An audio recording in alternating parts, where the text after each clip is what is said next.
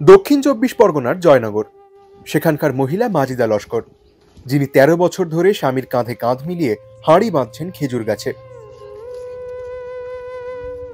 তাই স্বামীর পরিশ্রম দেখে আমি চারা চারা গাছগুলো আমার হাতে স্বামীর দা ধরে দিয়েছে যে তুমি চেষ্টা করো, যদি আমরা করে খেতে পারি এবং বাচ্চাদের মুখে আহার জোগাতে পারি। ৩-৪টা ছোট ছোট বাচ্চা তো, তাই এবং আমরা ওই স্বামী দা দিল, তাই নিয়ে আমি গাছ কাটি।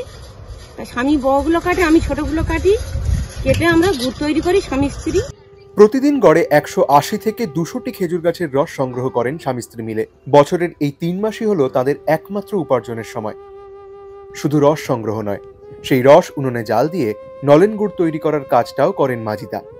তাদের তৈরি গুড় জয়নগর বহরুর খ্যাতনামা মোয়ার দোকানে বিক্রি করে আসেন আব্দুল রউফ।